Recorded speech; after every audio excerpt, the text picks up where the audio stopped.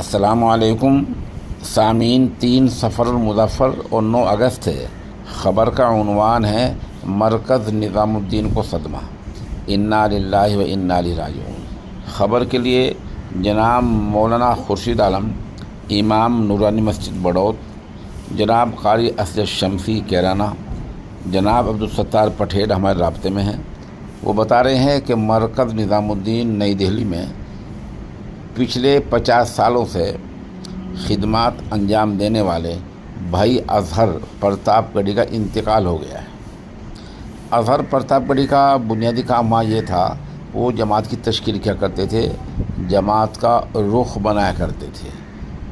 آپ کو پتہ ہی ہے کہ تبلیغ جماعت جب اپنے مرکز سے چلتی ہے تو وہاں اس کا رخ طے کیا جاتا ہے، جس کا مطلب یہ ہوتا ہے کہ جماعت کو کہاں جانا ہے، کن کن علاقوں میں جانا ہے اور کہاں کتنے دن قیام کرنا ہے۔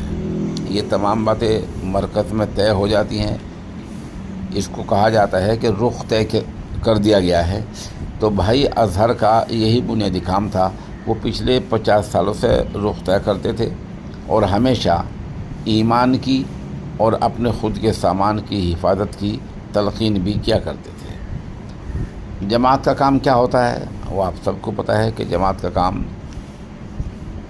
راہ راست سے بھٹکے لوگوں کو راہ راست پر ہی لانا ہے۔